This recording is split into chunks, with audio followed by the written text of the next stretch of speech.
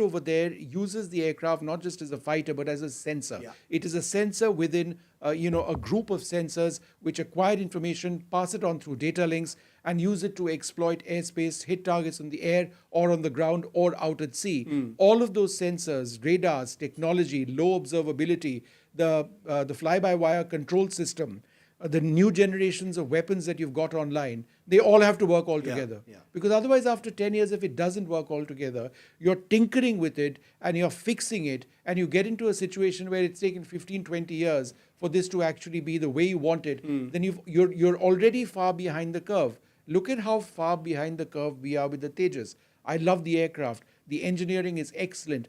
The made in India AESA radar is actually quite good. The fly by wire quadruple redundant is superb, right? The platform is ancient. The weapons carriage is ancient. The range is insufficient. It was built as a MiG 21 replacement. The Pakistanis have now got the J 10, which is not even a fifth generation aircraft, and are acquiring the J 30.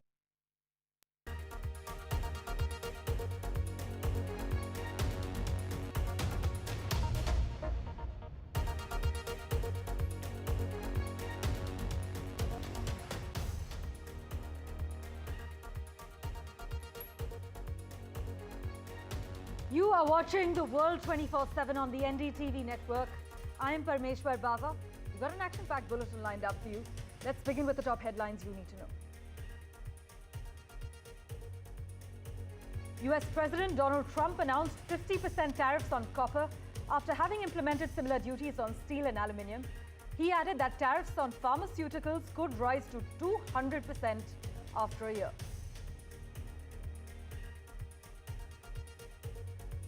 India and Brazil ink 6 pacts and boost defense and anti-terror focus. This is Prime Minister Modi has left for Namibia, which would be his first visit to the country. The visit to the African country will also mark the last stop of his 5-nation tour. Nimisha Priya, the Indian nurse who is on death row after being convicted for the murder of a Yemeni national, will be executed next week on the 16th of July.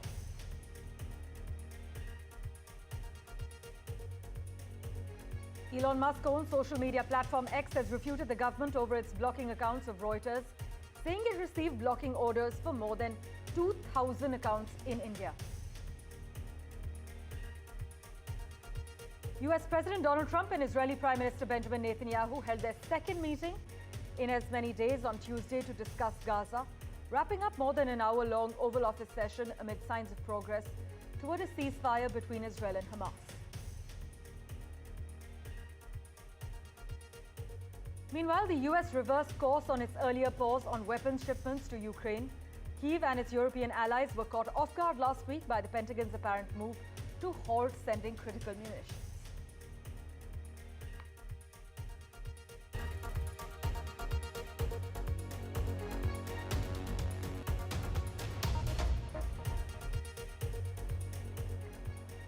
Our big focus after concluding his 2-day visit to Brazil, Prime Minister Narendra Modi has left for Namibia, which would be his first visit to the country. The visit to the African country will also mark the last stop of his 5-nation tour. And this state visit, the third ever taken by an Indian Prime Minister, comes at the invitation of President Netumbo Nandi-Ndaitwah. Prime Minister Modi will hold bilateral talks while he's there with the President, and he will also deliver an address at the Parliament there, just like his address to the Parliament in Ghana.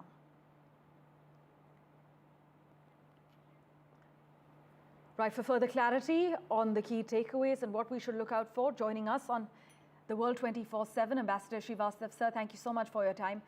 This is the first visit by an Indian Prime Minister to Namibia in about 27 years.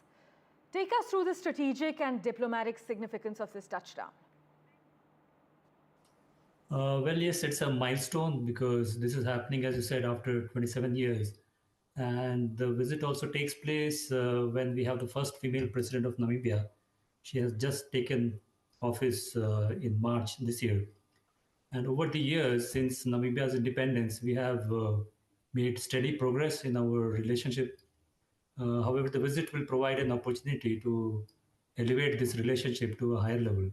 And also, the PM's visit, PM Modi's visit, reaffirms that Africa is a priority for us. Sir, minerals and diamonds are expected to be central to the discussions that are expected to be held. What kind of agreements are likely, and if you could just take us through how they could benefit both our nations?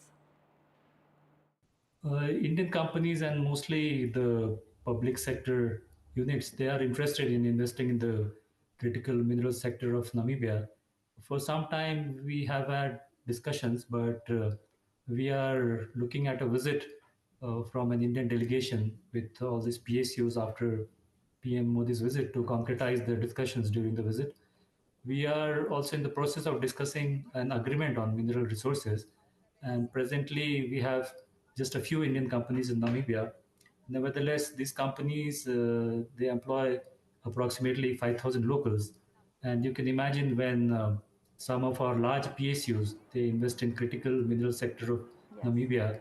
We are also interested in the heavy rare earth sector of Namibia, and when these large PSUs come, this figure that I mentioned, 5,000 employment of locals, this would increase tenfold, and this will make a significant impact on the current high unemployment in Namibia. The companies, the Indian companies, when they come and invest in the critical mineral sector and also the rare earth mineral sector, would also do value addition and beneficiation in Namibia, and this will also boost the Namibian economy. On uranium, yes, way back in 2009, we signed an agreement with Namibia on civil nuclear cooperation. However, we have not been able to import uranium from Namibia yet, and I'm very hopeful that the Prime Minister's visit will break the logjam so that discussions can on the export of uranium from Namibia to India can come in soon. Well, we certainly hope so too. We'll be keeping a close eye on those developments as well. So then in what ways, Ambassador, does this visit reflect India's broader outreach to the global south, especially in Africa? In Africa and for the global south also, for us it's very important that we build that capacity. And as I said, we would want to share our experience, expertise, and knowledge with India. I can give you one example about the digital transformation that is happening in India. And it is our Prime Minister's wish that we share this experience also with the countries in the global south, especially with Africa. And Namibia, this has had a good start. We have the UPI like digital payment system that is being developed in Namibia with cooperation from NIPL. So these are the areas that would open up with the visit. Sir, thank you so much for joining us. We will keep a close eye on the key developments as the Prime Minister touches down in Namibia with you. We're hoping for fruitful discussions to be held. Meanwhile, India and Brazil signed 6 agreements, including one on combating international terrorism and transnational crime, as Prime Minister Narendra Modi held a bilateral meeting with President Lula Inácio Lula da Silva in capital Brasilia. In his media remarks after the meeting, our Prime Minister underscored India's position on terrorism as he said, both India and Brazil believe in zero tolerance and zero double standards on terrorism and supporters of terrorism. India and Brazil signed agreements for cooperation in renewable energy, digital solutions, intellectual property, and exchange of classified information as well. Prime Minister Modi said they set a target of $20 billion in bilateral trade and focused on defense cooperation too, with our Prime Minister saying the two countries were looking at interlinking their defense industries in a sign of growing trust between them. Just listen in. आज राष्ट्रपति जी द्वारा मुझे Brazil के सर्वोच्च राष्ट्रीय सम्मान से विभूषित किया जाना मेरे लिए ही नहीं बल्कि 140 करोड़ भारतवासियों के लिए भी अत्यंत गर्व और भावुकता का पल है। मेरे मित्र राष्ट्रपति लूला भारत और ब्राजील स्ट्रेटेजिक पार्टनरशिप के चीफ आर्किटेक्ट हैं। हमने आने वाले 5 वर्षों में द्विपक्षीय व्यापार को $20 बिलियन तक ले जाने का लक्ष्य निर्धारित किया है। In other news, US President Donald Trump has announced 50% tariffs on copper after having implemented similar duties on steel and aluminium as well. But he's added that tariffs on pharmaceuticals could rise to 200% after a year. Now, I'll tell you why this is significant, especially for us in India. India exports $2 billion worth of copper and copper products globally in 2024 and 25, with the US accounting for $360 million or 17% of that total. The US is also India's largest overseas market for pharmaceuticals. Drug exports to the US rose to $9.8 billion in the financial year 25, up 21% from $8.1 billion the previous year, and now account for 40% of India's total pharma exports. Trump says he's planning to impose tariffs on imported semiconductors and pharmaceuticals, with medicine tariffs potentially reaching 200%. However, he said drug makers would be given about a year to get their act together. In other news, a heated dispute has erupted between social media platform X and the Indian government over the blocking of over 2,300 accounts, including those of international news agency Reuters. X claims the government ordered the blocks on the 3rd of July under the IT Act, demanding compliance within an hour without justification. But the Indian Ministry of Electronics and IT denies issuing any fresh orders. Clarifying it, immediately urged X to unblock Reuters. X restored the accounts after 21 hours, but tensions remain as X raises concerns about press censorship in India and also explores legal options. Here are the details.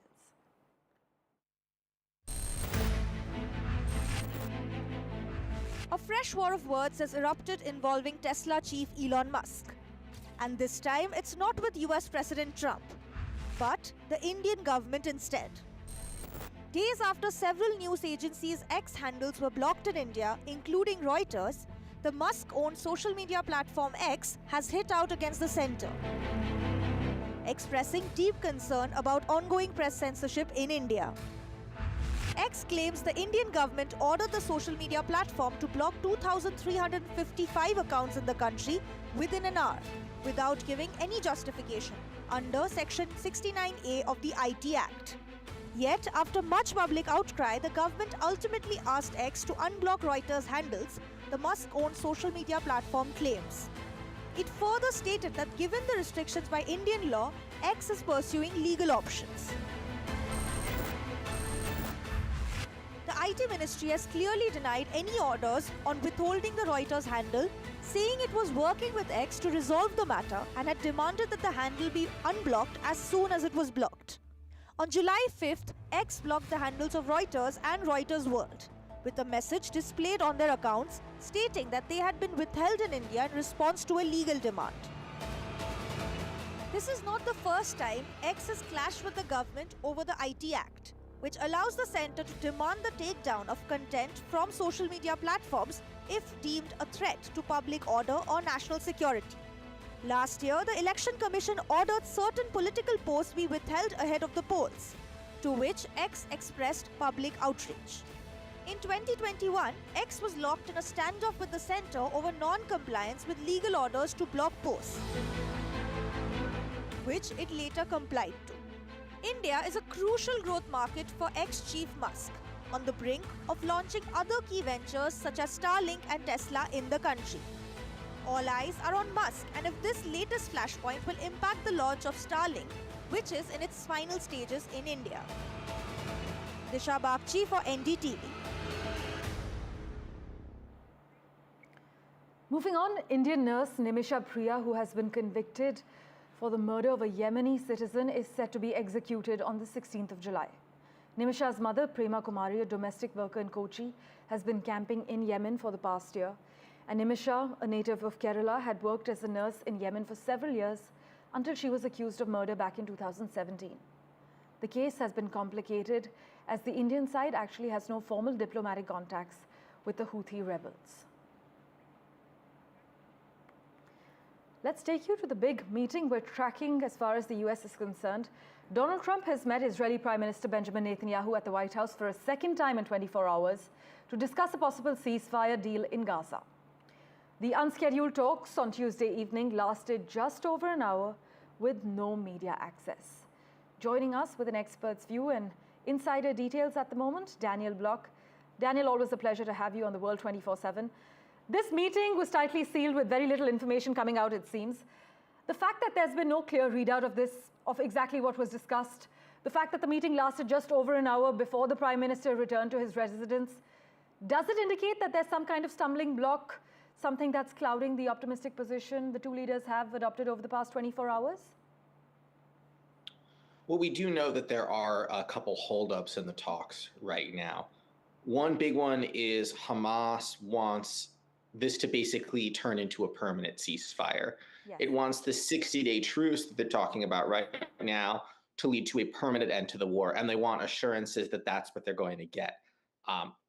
And Israel, by all accounts, wants the ability in some ways to back out. It wants the ability to resume combat if it doesn't like the way the ceasefire is playing out and to continue with its operations. So that's one possible holdup, although I've seen some reporting recently that suggests that may be resolved. But for now, I want to say that's still very much a holdup. The other is there's disputes going on about where Israel will be able to station military forces. So Israel, I believe, would like to keep something of an IDF presence in the Gaza Strip. Hamas wants more or less a full withdrawal to pre-October 7, 2023 positions. And there could be other holdups that we don't know about. Like you said, a lot is still uncertain. A lot is still uncertain. We're waiting for any official confirmation regarding what actually happened in that second meeting that was held within 24 hours. Daniel, as always, thanks so much for joining us. Really appreciate your time. Meanwhile, Hamas, as Daniel has mentioned, wants a 60-day truce with an assurance, and Israel wants the ability to resume combat if it doesn't like the way the ceasefire is playing out. But shortly before Trump met Netanyahu, his special envoy to the Middle East, Steve Witkoff, he suggested a ceasefire deal in Gaza is close and said Washington hopes to see an agreement finalized by the end of the week. Is that possible remains the big question, but he said the issues keeping Israel and Hamas from agreeing had now dropped to 1 from 4. But here's what Netanyahu had to say. Also listen in to a reaction we've lined up for you from Qatar. There are opportunities for peace that we intend to realize. We're working together on this. We have still to finish the job in Gaza, release all our hostages, eliminate and destroy Hamas's military and governance capabilities, because Gaza must have a different future for our sake, for everyone's sake. And no country will settle for less. We certainly will not. These are all things that I discussed with President Trump. I may discuss further with him. Too early to give any impressions over the talks and how they are going right now between both sides. The only thing that we can say is that there is engagement on both sides. We are talking to both sides as we are going along. Obviously, what we are trying to do is bridge the gap in the positions on both sides over the sensitive issues. I can't share with you a lot of these issues, but what I can tell you is that there is a positive engagement right now. Staying with updates from the US, over 100 people are dead and at least 161 are still missing after catastrophic flash floods swept through the hill country in Texas, I beg your pardon, over the 4th of July weekend. Most of the deaths were in Kerr County, where authorities confirmed 87 bodies, including 30 children. The governor, Greg Abbott, says many victims were never registered at hotels or camps, making it harder to track the missing. Meanwhile, at Camp Mystic, a Christian girls' camp, 5 campers and a counselor are still accounted for. This as rescuers are still searching, but hope of finding survivors is waning. Meanwhile, a Hindu faith-based humanitarian non-profit, Seva International, has launched an urgent fundraising campaign to provide financial aid to the affected families. The donations will go directly towards the emergency supplies. Hundreds of first responders remain along the Guadalupe River in Kerr County working to reunite families. The large search and rescue effort, including local, state, federal, and volunteer agencies, continue. As of 8 a.m. Central Time, 87 deceased have been recovered in Kerr County, including 56 adults and 30 children. Identification is pending for 19 adults and 7 children, with 1 additional person still unidentified. At present, 5 Camp Mystic campers and 1 counselor still remain unaccounted for. Meanwhile, the United States only has about 25% of the Patriot missile interceptors it needs for all of the Pentagon's military plans after burning through stockpiles in the Middle East in recent months. This is an alarming depletion that led to the Trump administration freezing the latest transfer of munitions to Ukraine. You know, the stockpile of the Patriot missiles has fallen so low that it raised concern inside the Pentagon that it could jeopardize potential US military operations, and Deputy Defense Secretary Stephen Feinberg authorized the transfer to be halted while they reviewed where weapons were being sent. Donald Trump appeared to reverse at least part of that decision on Monday when he told reporters in advance of a dinner at the White House with Israeli Prime Minister Benjamin Netanyahu that he would send some more weapons to Ukraine, although he did not disclose whether that would include the Patriot systems. Disha Bakshi breaks down the details. A new Pentagon review has revealed that the Trump administration may soon be out of the marquee Patriot missile interceptors. So this review has revealed that the United States has only about 25% of its Patriot missile stockpile left, which could really potentially jeopardize any future American military operations. We did see that the United States used these Patriot missile interceptors against Iran, as well as it's been used by Ukraine against Russia. But now this Pentagon review has said that the US has only about 25% of its Patriot missile stockpile left. And essentially a lot of this stockpile was burnt through and depleted at an alarming rate in the Middle East over the past couple of months. We've seen an increase in tensions in the region, as well as it was also given to Ukraine and has been given to Ukraine over the last 3 years by both the Biden administration as well as the Trump administration.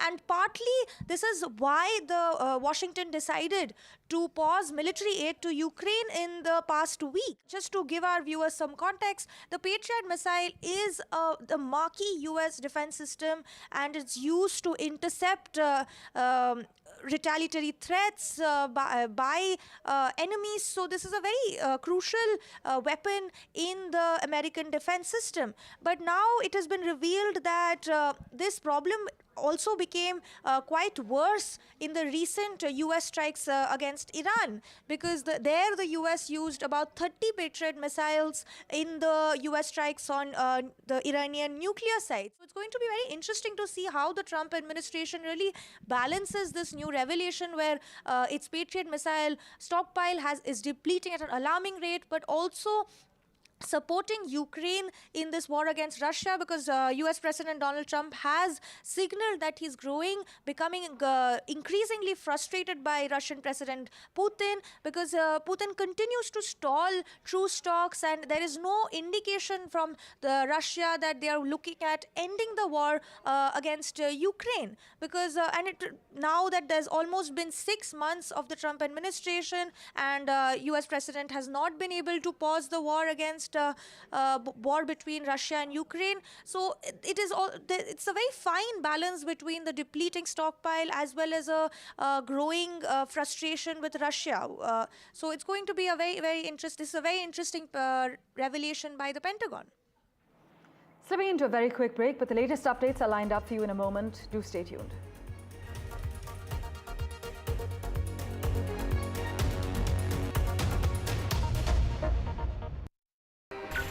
Sleepless for sports. We are reloading sports NDTV style with the biggest comeback this season. India's OG sports journalist on India's #1 news network. No games, just sports. Sports coverage levels up with Boria Majumdar on NDTV. From interesting tech startups to industry-leading companies, politics, sports, culture, curry, cricket. Oh, there's so much to talk about. Like me, if you too thrive on interesting conversations, this is a show you cannot miss. Watch this space to know more about all matters and all people that make Britain what it is today. Out of Britain, with me, Radhika Iyer.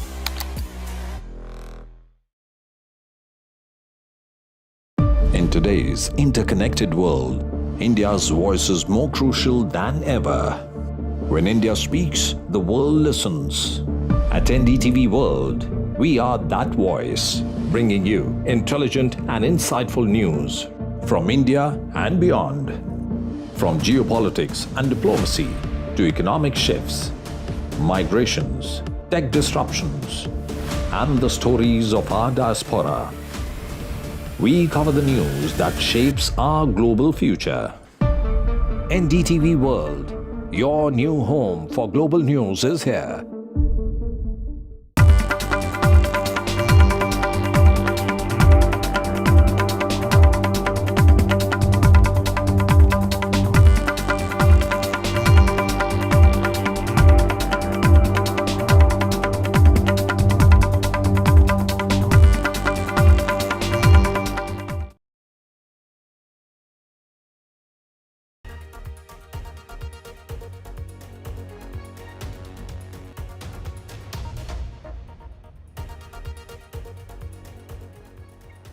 A preliminary report into the crash of an Air India jetliner that killed 260 people in June is reportedly expected to be released by Friday, the 11th of July.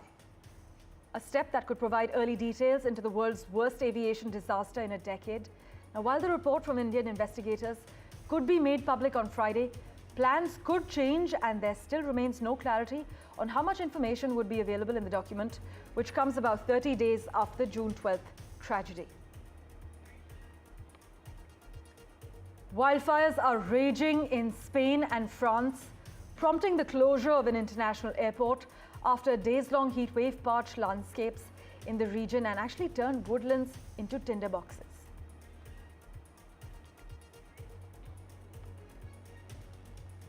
Former UK Prime Minister Rishi Sunak has joined Goldman Sachs as a senior advisor. Mr. Sunak, who resigned as Prime Minister in July 2024, will work part-time advising the bank's clients. With his unique perspective and insights on global politics and the economy, this is what the company has said. He remains the Conservative MP for Richmond in Yorkshire, and Sunak previously worked at the bank as an analyst in the early 2000s before he entered politics.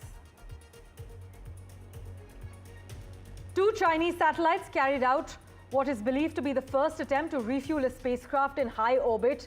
The 2 satellites were seen coming together in their geostationary orbit roughly 20,000 miles from Earth.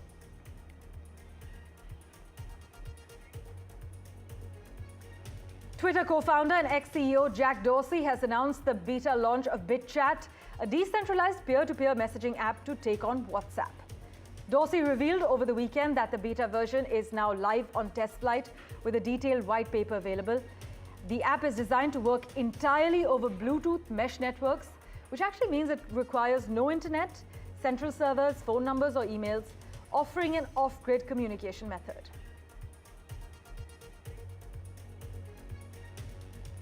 Beautiful, big and bizarre, anything but boring. Paris Couture Week, which celebrates the best of fashion design, has kicked off with Indian designer Rahul Mishra once again making jaw-dropping pieces. Mishra's latest collection explores the 7 stages of love inspired by Sufism.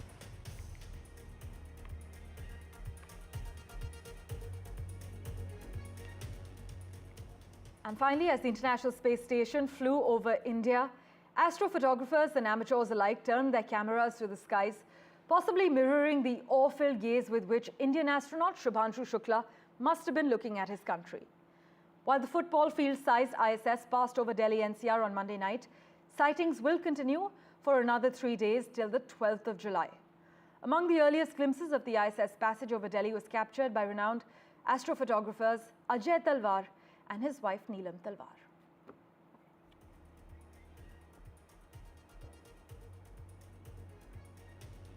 Thank you so much for investing your time and watching this edition of The World 24/7. We'll keep tracking the latest updates for you. Do stay tuned.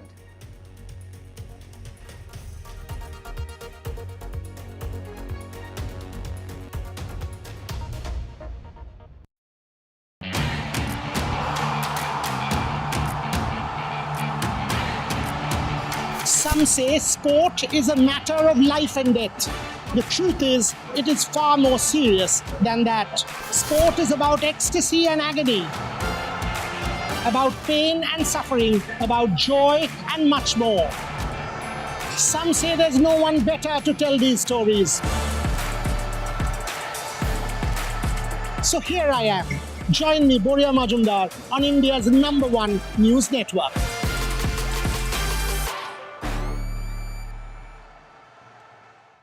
From interesting tech startups to industry-leading companies, politics, sports, culture, curry, cricket. Oh, there's so much to talk about. Like me, if you too thrive on interesting conversations, this is a show you cannot miss. Watch this space to know more about all matters and all people that make Britain what it is today. Out of Britain, with me, Radhika Iyer.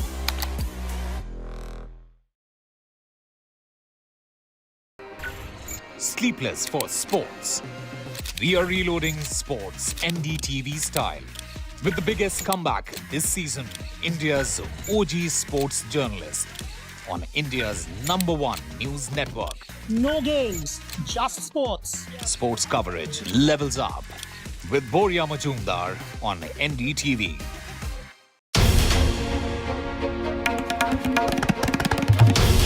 This is NDTV, and you're watching NDTV 24/7.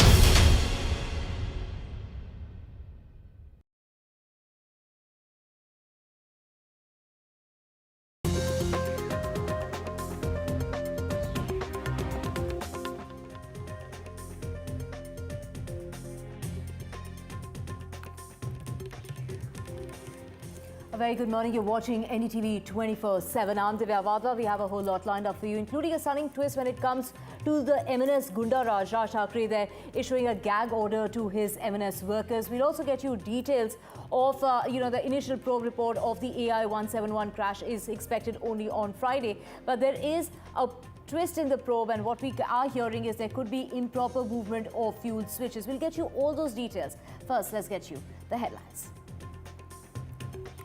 A stunning twist.